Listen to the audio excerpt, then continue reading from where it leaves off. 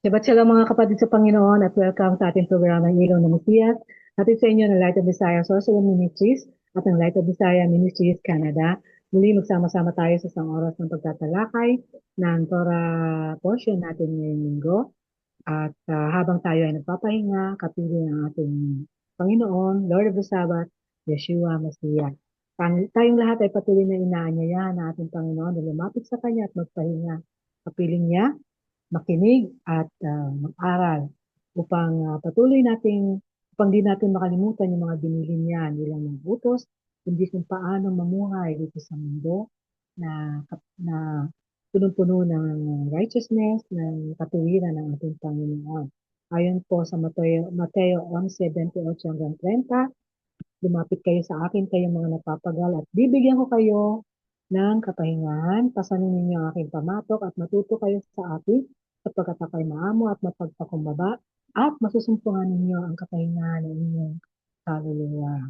At yan po ang ating goal sa araw ng Sabat, ay patuloy nating masumpungan ang tunay na kapahingahan at kapayapaan sa piling ng ating Panginoon, Yeshua HaMashiach. Ako po yung lingkod si Sir Debbie Ferrero with Brother Richard Sison sa kabilang linya. Shabbat Shalom, Sister Deb. Shabbat Shalom, mga kapatid, mga kaibigan. Shabbat Shalom, Brother Richard. So, ang ating pong Torah portion ngayong linggo ito ay may pamagat na Shimi. Ito po yung ika-26 na reading mula sa Torah at ikatatlong reading o pagbasa mula sa aklat ng Leviticus.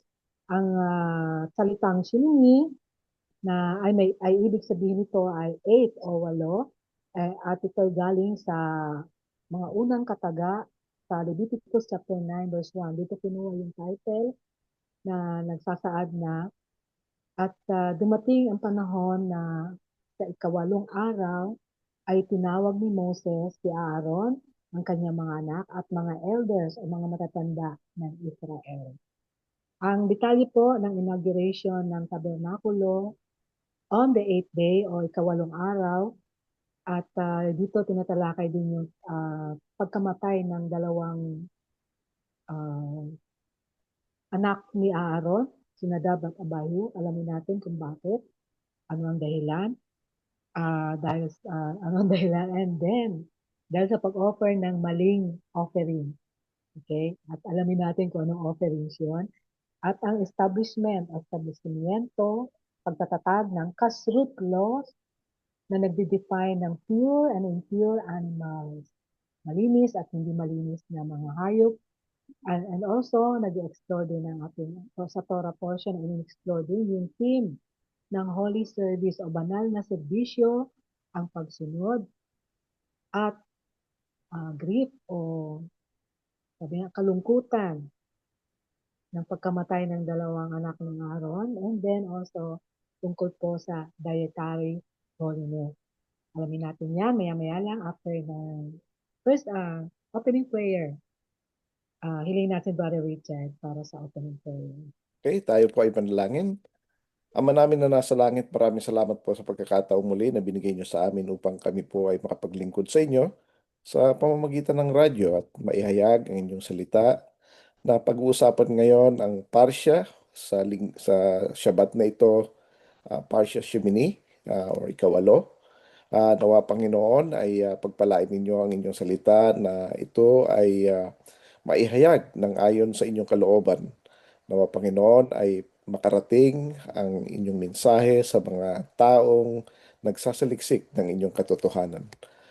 Panginoon, pinapanalangin namin ang patuloy na paggabay ninyo sa ministeryong ito at blessing sa Wow Smile Radio na nagbibigay sa amin ng opportunity na maihayag ang inyong salita. Uh, Nawa ay mabigyan namin kayo ng papuri at pasasalamat. Ito po ang aming dalangin sa aming Panginoon, sa pangalan ng aming Panginoong Yeshua. Amen. Amen. So, ang ano natin ay Shimini, ano? At ito ay isa sa, I would say, controversial na parsya. Kasi merong dalawang bagay dito na masasabi natin na ano bakit nangyari ito? Parang gano'n, ano?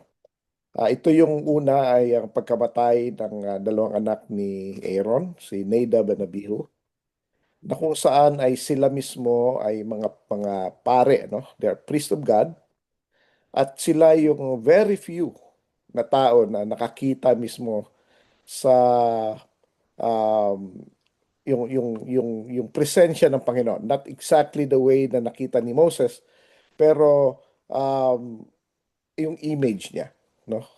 And yung voice narinig nila talaga. Talagang nagsasalita ang Panginoon sa kanila.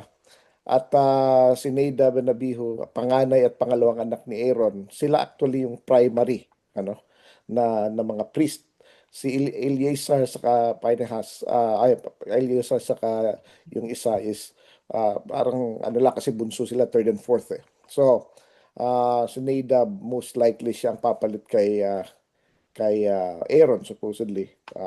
Pero since namatay nga, naging si Eleazar, no? Um, Ngayon, makikita natin dito na namatay sila hindi dahil sa sila ay nag-violate ng Sabbath, or hindi sila namatay dahil nakipagtalik sila sa mga babae ng Moabites, mga ganun, ano?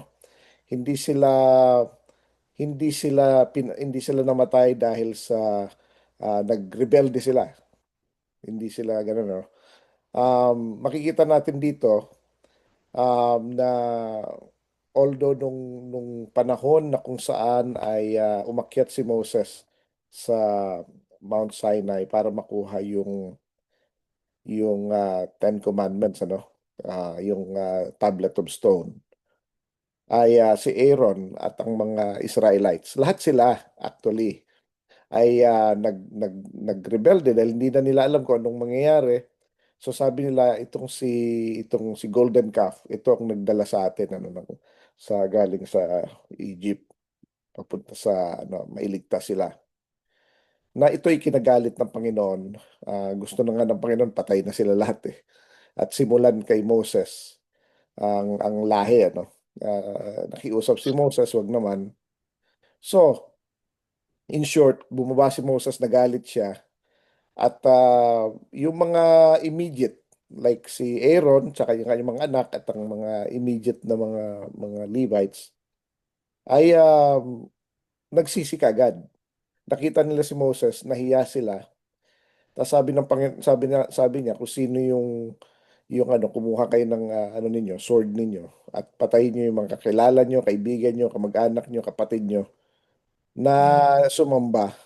At patuloy pa rin sumasamba. Doon na si Moses sumasamba pa. For one, maybe hindi nila alam na dumating na si Moses. Or two, talagang makukulit lang talaga. Talagang, kasi unawain natin mga kapatid, mga kaibigan, hindi yan yung katulad ng worship na nakikita natin na parang very solemn, na nagluluhod-luhod, gano'n, ano. Hindi. May revelry. Kaya nga naririnig niya eh. May sigawan. It's a party. In short, party ito eh. Masayang ano to, parang ang mga paganism, ang kanilang way of worship is revelry. Yung talagang parang bagong taon, parang New Year, ganon ang dating. Talagang sigawan talaga, talagang sayawan, kantahan, inuman, and they do drugs too. May drugs involved yung mga ganyan eh. Um, anyways, um, so, kaya akala ni Moses, may akala ni Joshua, may giyera. Sabi niya, it looks like may war. Sabi niya, hindi war yan. Nagwo-worship sila sa sa ano kaya kasi hindi rin alam ni Joshua eh. Later. Dahil si Joshua ay nasa middle ng mountain. Siya yung assistant ni Moses. Guard siya. Walang pwedeng pumunta ron, pero hindi rin siya pwede umakyat. So hindi niya alam kung ano nangyayari. Naririnig lang niya yung sigawan, yung kala niya may giyera. Kaya lang hindi naman siya makababa dahil inaantay niya si Moses. So pagbaba niya, yun nga, ganon. So ang ginawa, yung mga yung mga Levites na nagsisi, pinatay nila yung mga kapwa nila Levites na mga sumasamba pa rin. Hindi pa rin natigil.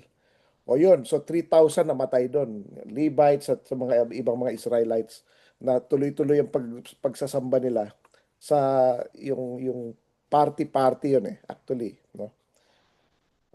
Ngayon, Pansin natin, Brad, na ganun ka-serious yung kasalanan ng adultery. I, idolatry. Idolatry, adultery, Idolatry. idolatry. Yes. Well, it's a spiritual adultery. Let's put it that Yes. way. Kasi ang adultery is meron kang commitment tapos Yeah. nag-ano ka na Idolatry iba. talaga. So idolatry is a spiritual adultery technically. Yeah. So tama ka diyan, Sister Deb, ano? So, Ah, adultery din. spiritual adultery ang idolatry. So ngayon, isa dun sa mga most likely na nagkumuha ng sword at nakipagpumatay din ng mga kasama nila, si Nadab and Abihu. So, well-known Mm, sila eh. Kilala sila na talagang ano eh. Pero meron silang ginawa na hindi natuwa ang Panginoon. hindi In the form katanggap-tanggap. of worship, gumawa sila ng paraan na pag-worship sa Panginoon, pag-offer ng sacrifice, na hindi niya inutos. Mm, And most likely, similar ito kung paano wino-worship ng mga pagans ang kanilang gods. Most likely. Kasi strange fire yun eh. Ang tawag sa strange fire, yan ay ang pag-offer ng sacrifice na hindi sanctioned ng Panginoon. So ibig sabihin, ino-offer mo technically sa devil, sa mm, demon, sa kay Satan. So parang na-insulto ang Panginoon doon, patay agad sila automatic eh. So ang hindi nga nila alam kung nung tumama sa kanila eh. Um, Sabi ng Panginoon, huwag niyo akong babastusin sa harap ng mga Israelites. So, mm, ngayon, whether sila ba ay nasa heaven or hell, paradise or hell, I don't know. Hindi ko alam. Pero yan ay lesson ano na ang Panginoon ay seryoso pagdating mm. sa worship ano. And Or perhaps, Brad, nasa isip ko lang ito na maaaring it could be a physical death as punishment binigay sa kanila physical death. either way, either maaring Wala maaring no? physical, maaring spiritual, maybe both, we don't know, right? Pero ang ano dito, ang point dito is that it is dreadful to fall in the hands of the living God. So kaya Mm, nga dapat may takot tayo kasi walang takot ang mga tao. mm, And remember this. Sabi ng Panginoong Yeshua, the Father judges no one, and He gave all judgment to the Son, so that they will honor the Son as they honor the Father. Ngayon, sino ang nag-judge dito kay Nadab and Abihu? Eh di si Yeshua din. So dapat mm, matakot tayo kay Yeshua. But we have to have a reverent fear. Huwag natin siyang basta-basta lang. Kasi He can execute judgment at lagi siyang tama. Hindi siya nagkakamali. There are instances na mahaba pasensya niya. There are instances na maiksi ang pasensya niya. Patay ka kagad. Either way, justified lagi siya. Wala mm, maka-question bakit unfair kaya ta, Panginoon. Itong isa, ang dami ng ginawa, haba-haba pa ng buhay, binigyan mo ng chance, tapos nakaligtas pa. Nakapagsisi pa, ito namang isa, naglingkod sa iyo. Tapos bigla mo na lang pinatay. Di ba? Parang gano'n, no? Hindi natin alam ang ano ng Panginoon at whatever na gagawin niya ay um, justified siya always yan, always, no? Kung yung mga nakapakinig ng aking message ng last Shabbat regarding sa or the other Shabbat, I think, regarding sa I don't know, last Shabbat because it's a book of Daniel, yung writing in the wall sa Belshazzar, ano? Patay agad siya the same night eh. Pero samantalang si Nebuchadnezzar binigyan pa ng chance. Haba, may 7 years pa siya na nasira na ulo tapos nakabalik pa siya. So depende yung ano hindi natin alam kung ano magiging judgment. So, wag na tayong mag-assume na ang judgment sa akin ng Panginoon ay konti lang. Kasi si Nada Benabiho nga ano um, wala nang chance kaagad eh. Hindi nga nila alam kung ano nangyari eh. Hindi nila alam na mali yata yung ginawa natin. Wala talaga. Automatic. So, um, does that make God unfair? No. Hindi siya unfair. Laging justified ang kanyang judgment. One way or another. Nung kay Balaam, ganun din eh. Gusto na siyang patayin ng Panginoon, pero iniligtas siya ng donkey. Sabi ng Panginoon, kung hindi dahil sa donkey mo patay ka na eh. Hindi niya alam na mamamatay na siya eh.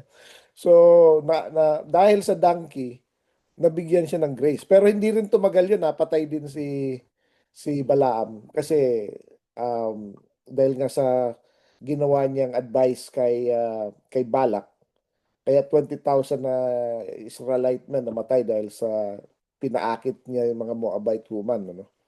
So, tapos, nung sinalakay yon ni Moses, pinasalakay niya, kasama si Balaam sa napatay. So, hindi rin nagtagal. Tumagal lang ng mga couple of years. No? Um, so, yan po, no? Ang paglilingkod sa Panginoon, at katulad nito, strange fire, is in the form of offering. Form of offering to. Hindi lahat ng offering is acceptable sa Panginoon. Kaya nga sinasabi niya dapat ano yung pag nagbibigay tayo, dapat cheerful giver tayo. Kasi hindi naman niya tatanggapin 'yan, no? Kaya nga nung kay Cain sa kasi Abel, tinanggap ng Panginoon yung kay Abel kasi tama yung kanyang offering. According sa basan mo. Putol-putol kasi. Okay. So, hindi na na loob, iba na po, Putol-putol, putol-putol. okay, Anyway, napuputol. oo, puputol. Hindi naintindihan. Anyway, kaya nga sabi ng Panginoon kay Cain, bakit ka, why is your countenance down? Sabi niya, if you Hmm. do what is right, will you not be accepted? Sabi ng Panginoon. So, Yeah. Okay. dito, yan okay na yata, Sister Deb. May Okay sinasabi na. ko. Oo, yeah. Yung sinabi ko kanina, may offering na according to instructions ng Panginoon at offering din na kusang loob na allowed ng Panginoon. Yes. Una-una, binigyan na tayo ng mga directives kung anong gagawin, anong mga offerings na pwede natin ibigay, no? And nakalagay na yan sa Torah, no? Ngayon, may mga iba na binabago ito to their advantage, no? Katulad yan, kunwari, yung first fruit sasabihin ng iba o yung unang sweldo mo ibibigay mo sa Panginoon. Di wala nang pamasahe yung tao. Wala naman lang pangkain. Yun na nga lang ang pera niya. No? So, unless of course meron siyang extra, then that's a voluntary. Pero hindi yan ang definition ng first fruit. So, ang ginagawa ng iba, binabago nila ang sistema. Gagamit sila ng mga biblical words para ma-convince ang iba na makakuha ng pera, no? Ang iba naman sinasabi, pag nagbigay ka, i-open ng Panginoon ng floodgate, ang windows and doors of heaven na ano ka. So, ini-entice nila magbigay ng para in exchange of blessings, no? So nagiging parang loto. So hindi po ganoon hindi po ganoon ang offering, may mga certain offerings na nire-require at certain specific time, katulad ng, for example, yung half a shekel, once a year, mga ganun, for example, uh, redemption of the firstborn of Pidyon Haben, once lang yon. Yung dedication, once lang din yon. Mga ganon, mga certain things na Tapos, meron ding tithes and offerings, meron din. So, Pero ang nangyayari, normally ang tithes and offerings is given sa temple system.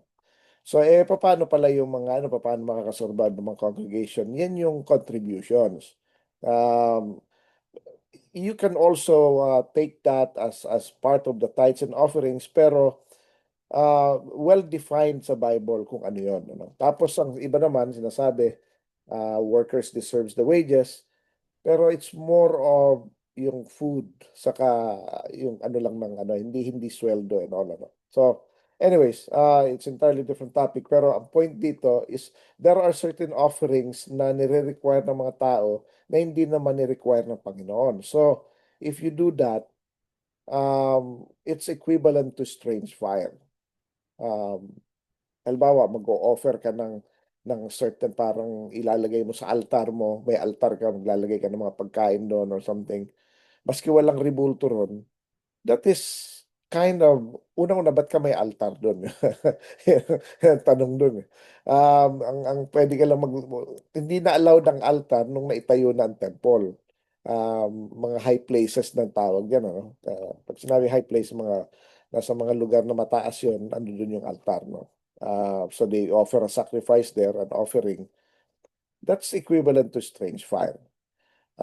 Anything na service, we believe na service natin sa Panginoon, pero hindi sanctioned ng Panginoon. For example, may mga relihiyon na part ng kanilang pag-worship sa kanilang Diyos-Diyosan o sa kanilang God nila, ay pumatay ng kapwa, ng kalaban, or manloko ng kalaban, or whatever it is, no? So that is a strange fire. Well, for one, worship naman nila yun sa God nila. So, pero yung iba, worship natin sa sarili, sa God natin, uh, is entirely different, no? So, yun ang, we have to understand that, no? Magkaiba ang pag-worship. Dapat define. So, isa na rin dito, Sister Deb, no? Yung ibang araw. Kapag nag-worship ka sa Panginoon ng ibang araw, it is equivalent to strange fire, unfortunately, no? Pag nag-worship ka ng pagan days, um, tapos ang God of the Bible lang wino-worship mo, say New Year, Christmas, Valentine's, Easter instead of Passover, Wala mga sa gano'n, no? instruction ng Panginoon. All Souls Day, All Saints Day. These are strange fires. Ino-offer mo sa Panginoon, one true God, in a different way. Yun ang problema ni Nadab and Abihu, no? So ngayon, ang Panginoon, hindi naman niya pinapatay agad lahat ng, normally yung una lang eh. Katulad nung nagkasala ng hindi nag-observe ng Shabbat, patay agad eh. Pero yung mga succeeding, hindi naman. So nagbigay na siya ng warning. Hindi na naman niya yung inuulit ng kaagad-agad. So pero may warning na siya. Ito, death penalty ito eh, di ba? So we have to be careful. So paano natin wino-worship ang ating Panginoon? So we make sure na um, sa tamang araw, sa tamang pamamaraan. Hmm. Kaya nga nung kausap niya yung Samaritan woman, sabi niya, uh, you Samaritan don't know whom you worship. Sabi niya, we Jews know whom we worship because salvation comes from the Jews. Okay, So, yes. ibig sabihin, sinabihan na niya ang Samaritan na mali yung pag-way ng worship ninyo. Mali yung ano. Although, pag tiningnan mo, ang mga Samaritan, gumagamit sila ng Torah. May Hmm. Torah sila eh. Ang Bible nila is the Torah. Pero wala silang, Kilala nila wala si silang Abraham. nabiim. Wala silang nabiim, wala silang prophets, wala silang writings. So talagang 5 books lang sila. Tapos ang worship nila dun sa uh, mountain other than Jerusalem. So may problema. Um, Yun ang problema ng mga Samaritan. So may mga Samaritan naman na napunta naman Parang ng kulang sa Jerusalem. kaalaman. Kulang sa kaalaman. So, pero si Yeshua May pumunta pa knowledge rin sa sila. kanila para mabigyan sila ng ng idea, no? Ngayon, um, yun ano, so we have to be careful paano i-worship Panginoon at saan at pamamaraan. Ngayon, mapunta naman tayo sa next issue, which is food commandments, which is Ay, another before touch. that, Brad, may Ah, may tanong lang ako. sige. During the death of the two sons of Aaron, Mm-mm. ano sa palagay mo yung bakit biglang nanahimik si Aaron? Hindi, inutusan siya na wag siyang magre-react. Kasi pag nag-react Okay. siya, patay din siya eh. Mm. Hindi siya pwede, kasi ayon sa Torah, sinabihan na hindi mo pwedeng, hindi ka, as a high priest, hindi ka pwede magpunit as a priest, actually, hindi, Oh, not yes. necessarily high priest, hindi ka pwede mag-mourn, Mm. hindi ka pwedeng lumapit sa patay, hindi ka pwedeng humawak sa patay, hindi ka pwedeng malapit sa patay, hindi ka pwedeng ma-defile. Ganon ka-holy ang mga priest, no? At saka Ah, napansin ko rin, Brad, na maaaring isa sa dahilan yung kanyang pananahimik ay total rebuke yung nakita niya, yung naranasan niya na mamatay yung dalawa niyang anak sa well, harapan niya because of that particular sin. well, for So one, alam talagang niya, matatameme ka talaga o matatahimik ka talaga. yeah, he held his peace, tumahimik Pag siya. tayo nare-rebuke, yeah. Unang-una, alam niya na mali talagang ginawa ng mga anak niya eh. Yeah. Mali It, eh. Mali I yun think eh. it's a natural So, reaction pag so, nare-rebuke tayo. tapos alam niya na hindi siya pwede mag-react. Kasi pag Mm. nag-react siya, eh, we have to remember, no? Na si Aaron ay namumuro na. Mula nung nagsamba siya, siya pa ang gumawa kasi ng ano eh, ng golden calf eh. Si Aaron, isa kumbaga, he's hanging by the thread. Eka nga, yung parang magkamali ka pa minsan tapos ka na. So, kaya nga ano eh, Yeah. talagang ano, we have to be careful. Ang Panginoon, hindi naman ang Panginoon parang malupit na ano eh, na Panginoon. Hindi. Sinasabi na niya ahead eh. Ngayon, huwag ka mag-react and you will be spared. O damay ka, gusto mo ba sumama dun sa anak mo, di ba? Pag pinahiya mo ko sa harap ng maraming tao, may kalalagyan ka. Yun ang ano ron eh. So wala pati sila Eleazar, hindi rin sila maka ano hindi, kasi mga priest sila eh. Hindi sila, kaya iba ang inutusan eh. Iba ang Mm. inutusan na kamag-anak din, Levite, para silang mag-aalis ng katawan ng dalawa.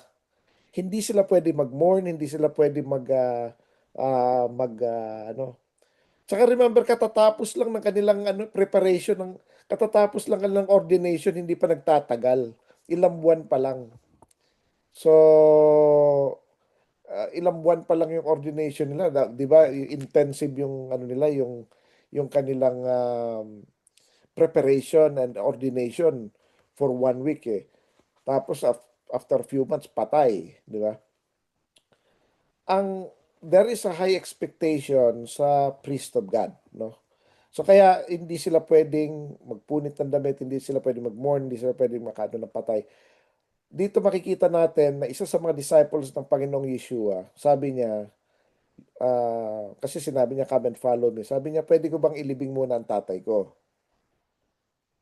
Sabi niya. Anong sabi ng Panginoon? Let the dead bury their own dead. So makikita natin dito na ang pagsunod sa Panginoon ay walang ano yung, pwede munang excuse me muna ako, gagawa ko ng ganito. So niya, tatay niya yun eh, hindi man lang walang respeto, di ba? Honor your father and mother, di ba? May utos ang Panginoon na even greater. Kapag may dalawang utos na in conflict, kung ano yung higher, yun ang masusunod kumpara sa lower. For example, honor your father and mother is a commandment, di ba?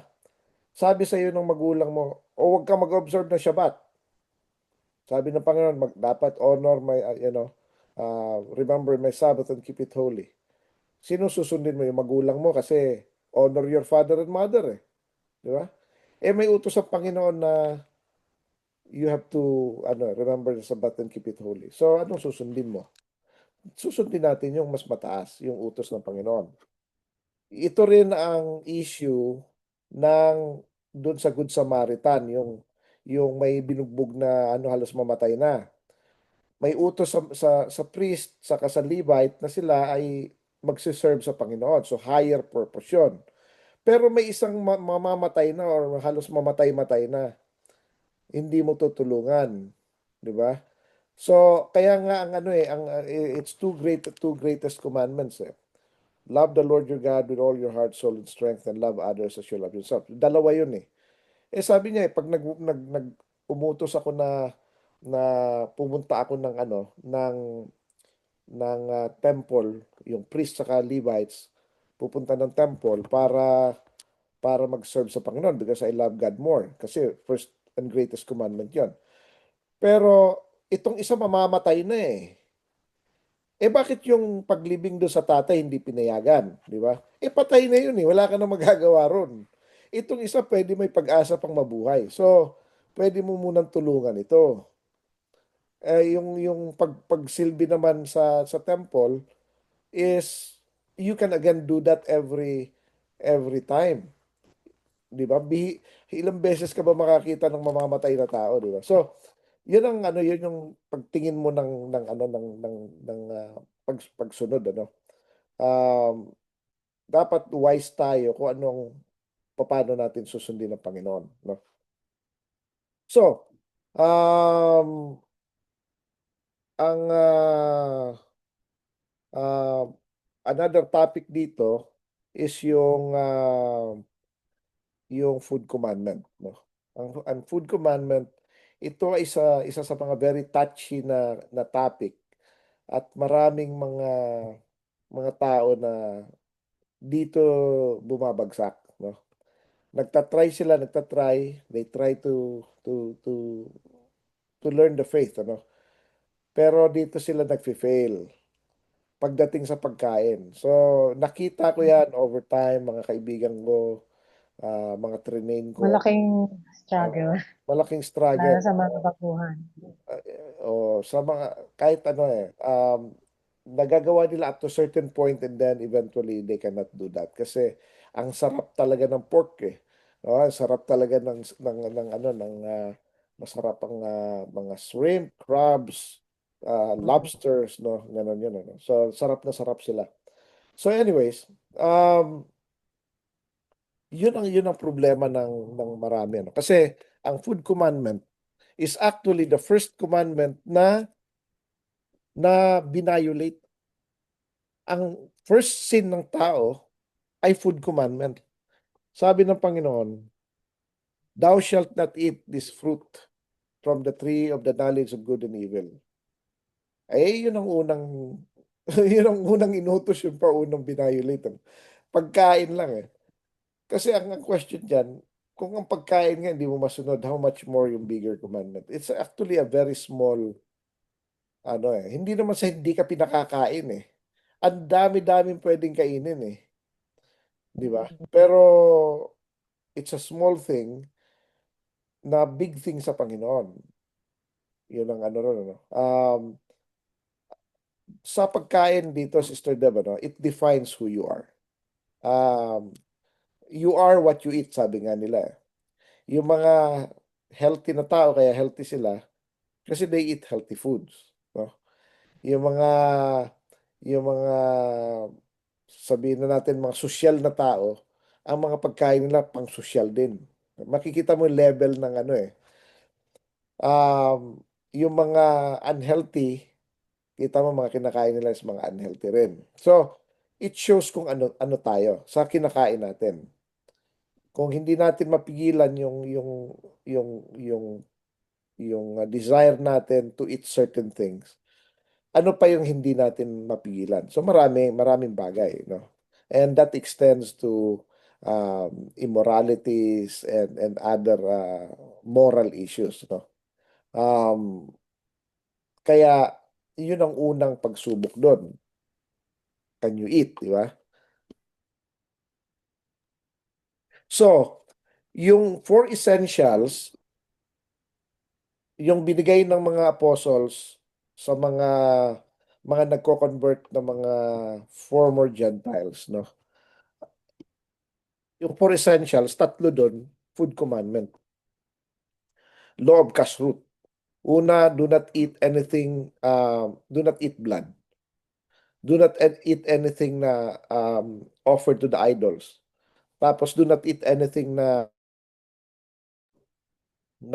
strangled by wild animals. Ay, ibig sabihin nun, that's unclean. Clean food siya, pero unclean way. So, it could be the literal one, literal din yun, and also symbolic. Ibig sabihin, clean siya, pero made in unclean way. Um, may mga pagkain na offered to idols, yung for example, mga halal. That's an offered to um, a different god, right? So, isa yan sa mga pinagbabawal, no?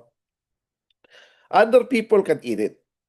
Pero those who trust in the Lord, those who keep His commandments, dapat wag kakain ng ganon, no? Ngayon, paano kung hindi ko alam? Hindi mo alam. Pag hindi mo alam, hindi mo alam. Um, pero pag alam mo na tapos ginawa mo pa, then that's different. Yun ang ano ron, ano. Um, yun, three commandments na yun. So, food sacrifice to idols, yung eating blood, tsaka strangled. You know. Kahit clean siya, pero done in an unclean way. Ano na siya, parang ano na siya yung parang defiled ang tawag doon, na defiled na siya, no? So ito. Ngayon, in-identify sa Leviticus 11 lahat ng mga pagkain na pwedeng kainin at hindi dapat kainin. Ito, ni-reiterate din ito sa Deuteronomy 14, no? So, ang mga pwedeng kainin sa sa cattle, yung mga land-based, ay yung kumakain ng damo at yung kanyang paa ay divided hoof. Ibig sabihin, ang hoof, hindi siya daliri. Hindi siya, ano siya, parang bakya na may hati. Ah, Mhm. ang may mga hoof, yung baka, kalabaw, kabayo. Mga ganun, ano. Um, Hindi, ang problema pala ng kabayo, hindi sila divided hoof. Kaya hindi pwede ang kabayo eh. Ang kabayo buo, buo ang kanyang hoof, hindi divided hoof. Ang baboy, divided ang hoof niya, pero hindi siya nagchuchu ng kad. Hindi siya kumakain ng baboy, ng damo lang. Actually, kumakain din siya ng damo. Kaya nga may baboy ramo eh. Pero kumakain din ng kahit ano. Oh. Ang rabbit ay kumakain lang ng damo. Pero wala siyang hoof. Yung paa niya, ano, yung may mga daliri, may mga toes. May mga toes siya, no? Ang kalabaw, divided hoof yun, at nagchuchu ng cud. Ang mga deer, ganun din, ano? Yung goat. So marami mga ah, yung mga bulls, mga bison. Marami actually pagkain na pwede eh. Um, ang camel, nagchuchu ng cud pero hindi naman siya divided hoof kaya unclean din siya, no? Yun ang difference, no? Ngayon, ayon sa mga scientist, na-discover nila na may pagkakaiba ang stomach system ng mga animals na clean and unclean as defined sa Bible. Remember, binigay ito 3,500 years. Pero actually, it's beyond that. Kasi, hindi lang ito panahon ni Moses binigay. Kasi si Noah, alam na niya ang clean and unclean. Tapos, although before the flood, hindi pa sila kumakain ng animals, pero after the flood, inalaw na sila to eat clean animals. Pero ang pagkaka-interpret doon, ang pagkaka-translate pala, hindi interpret, ay you can eat anything that moves. Mali yun. Ang nakalagay talaga ron, anything that moves can eat yung green. Ang ginawa na translation, you can eat green and anything that moves. Pinagpalit yung ano eh. Ay, ang sinasabi ron, anything that moves should eat green. So, ibig sabihin, pati tao, dapat kumakain ka ng vegetables. Pero, um, allowed naman na kumain ng clean animal. Okay? So, pagdating sa pagdating sa ano sa mga sea creatures naman. Ay, by the way, doon muna tayo sa ano sa land animals. Ayon sa mga expert, ang mga clean animals ay merong multiple stomach system. Ang baka, for example, may apat sila na stomach system. Ang kambing may tatlo. Yung lamb, yung sheep tatlo din. So, ang manok may dalawa, may balon-balunan pa sila eh. May isa pa eh, tapos bago yung isa. So, pero lahat ng unclean animals ay common, iisa lang talaga ang stomach system. Ang daga, ang manok, ang aso, kahit yung tao, isa lang ang stomach natin. Tapos yung mga ano, lahat isa lang ang stomach. Ang clean animal lang ang marami, multiple ano. So yun ang kakaiba sila. Yun ang ano ron, ano. Ngayon naman yung mga nasa yung mga bird. Ang mga bird naman in-identify lang kung alin ang mga pwede. Um, so pero binanggit na yung mga bats hindi pwede, yung mga raven hindi pwede, mga eagle hindi pwede. Naka-mute ka sis. Okay. Um, anyways, may uh, Grabe. sige. Grabe. Ah, so yun, kaya yung bat isa sa mga binanggit yan eh. Tapos, yun nga, mukhang dyan galing yata yung COVID, ayon sa mga sabi-sabi, or may kinalaman. Basta nagbibigay sila ng sakit. Ang monkeys, Ano, nagbibigay ng sakit din ng monkey. Kasi hindi dapat kinakain yan. So, ang aso nga, Sister Deb, naalala ko yan eh. Finiture pa yan ni Noli Di Castro dati na napanood ko sa ano niya program niya. Finiture yung aso na yung meat niya hindi namamatay yung ano yung ano parang may uod ang ano paray. may parasite siya kahit niluto mo na ng lutong-luto hindi siya Parang binata. Pareho lang ba? hindi Meron lang namamatay. kasi na hindi ba may cartoon mo. Oh, putol-putol kasi yung ano mo yung sound mo. Oo, Okay. yeah. Okay. Oo, Kasi kaya mo ba meron na ginagawa na oo, putol-putol. Oo. Hindi maintindihan. kaya Oo, ito na yung putol-putol. okay. Anyway, oo. Anyways, so yun ano, sa dagat naman, ang mga sa birds pala, very few ang in-identify. In-identify na halos lahat ng mga hindi pwede. So, pero ang mga pwede, technically ay yung chicken, yung ducks, Yeah. ah, pero hindi pwede yung goose. Unclean ang goose, no? Ang turkey, ang dove. So yun ang mga saka yung ano, yung ano, yung pangalan nito. Quail. Oo, yung quail, ano rin eh. Kaya nga oh, Tama yung quail mo. yeah, yung quail egg, saka quail. Di ba, pinakain pa nga sila ng Panginoon ng quail eh. Di ba, sa desert eh. So clean siya. Oo.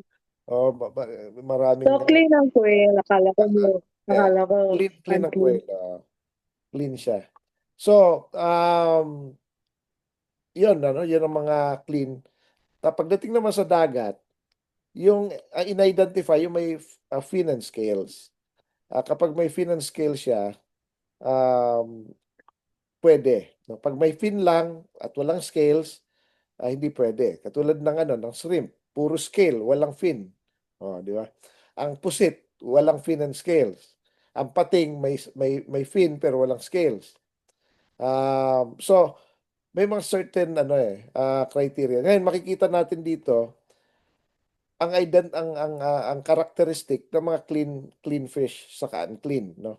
Ang unclean ay normally either bottom feeder sila or predator. Yun ang itsura nila, Mm. no? Predator sila or bottom feeder, tagakain ng dumi. For example, ang isa sa mga way ng panghuli ng mga crabs saka mga shrimp is naglalagay sila ng patay na animal, either Mm. yung laman loob or whatever. So pumupunta doon ng mga crabs, pumupunta doon ng mga ang mga shrimp. Tapos madami na sila ron, para mga insekto yan. Sila yung mga crustaceans na tinatawag. Mga mga insect ng dagat, no? Ang shells naman, for example, sila ay water filter. Kaya nga malinis ang dagat, or at least sa hindi masyado dinudumihan ng tao. In general, malinis sila kasi nga filter. Yung isang tahong, kaya niya mag-filter ng 50 gallons of water a day ng seawater. So, kaya lumilinis. Tapos, yung filter na yun, tapos kakainin ng tao. Kaya nagkaka-red tide eh. Nalalason eh. Parang kumakain ng ng sea na Oo. nasa agad. Kasi wala yung tang sa breast mo. Mm. Putol-putol ka pa rin, sis. Oo. Oh my God. Ako na yata sa cellphone. Ayan, yan, yan. Okay na. Okay na. Sabi ko, baka yung wire. Oo. Oo. Anyway, so yun makikita natin dito yung mga bagay. Ngayon sinasabi nila, hindi, maganda sa iodine, malakas sa iodine yun, mga ganun, maraming, wala namang problema ron, nandoon na nga yun eh. Pero, mas, mas maraming Kapal na. problema yung toxic level, na matataas masyado, na hindi kaya ng tao yon, na eventually nagkakasakit ang tao dahil na rin sa katigasan ng ulo. So before Moses time, alam na ni Noah mga clean and unclean, no? Ibig sabihin, alam na rin nila sa first world. Alam na nila yun. Alam nga ni Noah, sino ba nagturo sa kanya, di ba? So hanggang kay Adam yan. Alam na nila from the very beginning, alam na kung alin ang mga pwedeng kainin, alin ang mga hindi dapat, no?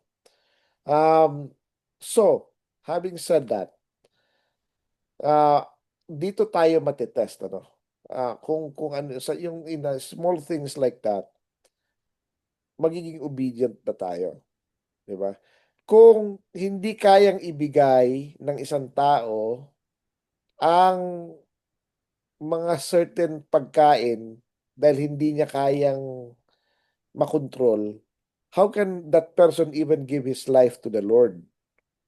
Kiniklaim nila, bibigay ko ang buhay ko sa iyo, Panginoon, pero hindi ko talaga mapigilan kumain ng baboy or ng crabs or shrimps or sarap-sarap talaga. Paano? 'Di ba? So, yun ang ron, dapat maiaano natin yun, Ito personal testimony ko to. Paborito ko talaga yan dati, yung seafoods, yung mga shrimp, crabs, mga lobsters, gano'n, Pero nung nalaman ko nga ito, automatic ayoko na. Well, not to mention na nagkasakit din ako.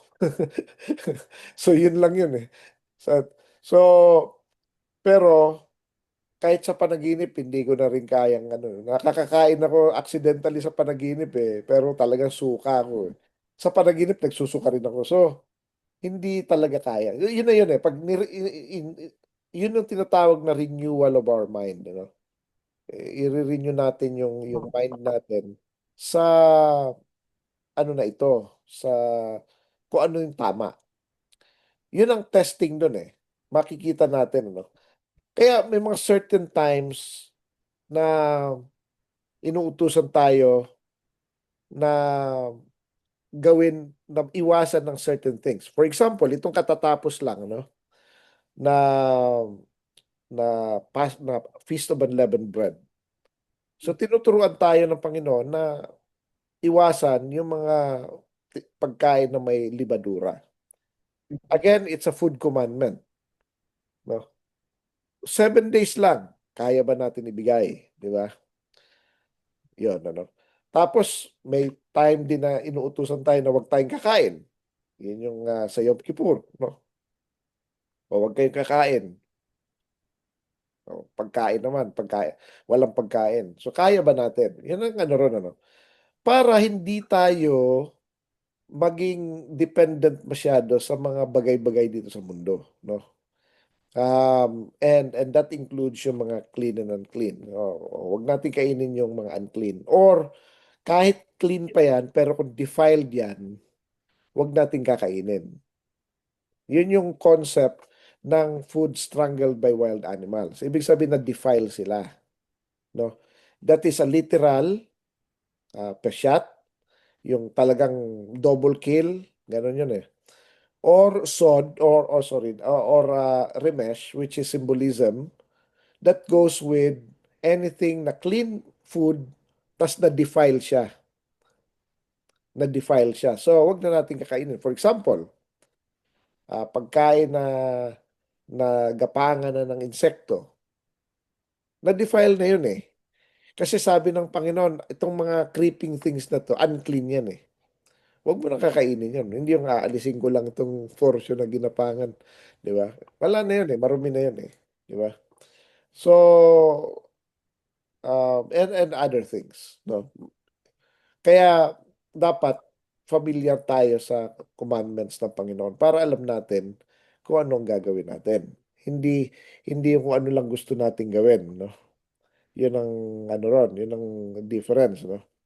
So, having said that, maging careful tayo kasi sa way ng ating pagkakain mismo. Remember ito, ano? Yung sacrifices and offerings, and sacrifices is a worship in form of eating. So therefore, even sa pagkain natin, we have to glorify God in what we eat and how we eat. Yan ang ano natin. Dapat maano natin yan. Yan ang isa sa mga dapat nating matutunan kasi it tells us, it shows who we are by what we eat and how we eat. So may naalala ko nga, may isang taong nagsabi sa akin, makikita mo kung anong klaseng tao yan base sa kinakain niya at paano siya kumain. Kaya may nabasa rin ako na article, sabi niya kapag pupunta ka sa party or any gathering, huwag kang pupunta ron dahil sa pagkain. Sabi niya, pagkakain ka, kumain ka sa bahay niyo. Pag andun ka, konti lang kainin mo tapos makipag ano ka na, makipag network ka na. Again, ang nagtuturo na ito, unbeliever, Sister Deb, ah. Pero very biblical yung tinuturo niya kasi sabi niya, ang may bahay kayo para kumain eh. Yun yung sinasabi rin ni Apostol Pablo during Passover. Yung iba nalalasing na, iba nagugutuman, yung iba kumain na. Wala ba kayong mga bahay na doon kayo kakain ng ano? Parang mga gutom. Oo, para kayong mga Okay. ano sa mga ano, di ba? Patay gutom, gano'n, ano. So, when we go to parties, yeah, okay, pwede naman kumain konti lang, gano'n. Pero more on social ito eh. So, kaya sabi, may mga taong ganyan nag-observe. Itong taong ito, makikita mo kung paano siya kumain, ah, at kung anong kinakain niya. So, that defines that person. Kaya kita mo yung mga social, konti lang sila kumain eh. Naks. Di ba? Eh yung mga parang ano, talagang kain talaga, talagang ano. So, lamon na, lamon. Tapos may ano pa yan, may balot pa, no? Makikita mo yung ano ron eh. Hindi ko naman ginajudge, pero iwasan natin na may masasabi sa atin ng ibang tao, lalo na kung believer tayo. Iwasan natin na Mm. madidishonor ang Panginoon dahil sa atin. Yan ang sinasabi niya kay Nadab and Abihu. Huwag niyo akong i-dishonor sa harap ng iba. Yan ang sinasabi niya. So, it's a lesson that we should learn, no? Sister Deb, wala na yata tayong oras. Yes. Tama yung sinabi mo, Brad. Isa sa mga napansin ko rin, the more na sinusunod natin yung dietary laws ng Panginoon, naku-curb yung appetite natin at nagiging, kumbaga sa ano, finish na yung ating Yes, attitude towards food. Hindi na tayo yung palaging, kahit gutom tayo, controlled natin yung ating sarili. Ayon nga sa Romans 12, chapter 12, verse 1, I beseech you therefore, brethren, by the mercies of God, that you present your bodies a living sacrifice, holy, acceptable unto God, which is your reasonable act of service, which is also dedicating your entire life, actions, desires, and physical being. So yung, sabi nga, yung pagkain ng allowed food o yung mga clean foods is also this discipline for our physical being para sa Panginoon as an act of worship and daily surrender. Yung surrender natin ng Panginoon. Inaano natin yung mga desires natin. Lord, sa iyo na to.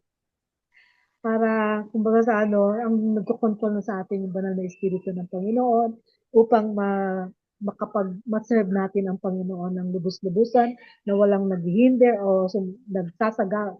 Minsan nagiging sagabal ito sa ating act of worship kapag meron tayong disobedience.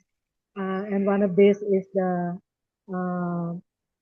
the dietary laws na binanggit ni Brother Richard. This also involves using your body for righteous purposes rather than fleshly desires. So kasama sa pagiging holy, hindi lang puro tayo spiritual, kasama po yung physical. Malinaw ito na pinapakita sa atin ng Panginoon na ating physical ay, sabi nga, uh, naalala ko yung verse na yun na yung body natin ay uh, also a sanctuary para sa Panginoon. Okay, sabi nga, offer your bodies as living sacrifice, holy and pleasing to God. Okay, so also, palala ko rin sa Deuteronomy chapter 10 verse 12 to 13, ang kahalagahan ng pagsunod sa Panginoon. And now, Israel, what does the Lord your God require of you but to fear the Lord your God, to walk in all his ways, to love him, to serve the Lord your God with all your heart and with all your soul, and to keep the commandments and statutes of the Lord which I am commanding you today for your good. So, hindi lang ito nung nakaraan, ngayon, at sa mga susunod pa, future, patuloy tayong inuutosan ng Panginoon na sumunod sa kanyang mga utos. Balik natin kay Brother Richard para sa closing prayer and benediction. Okay, tayo po ay manalangin.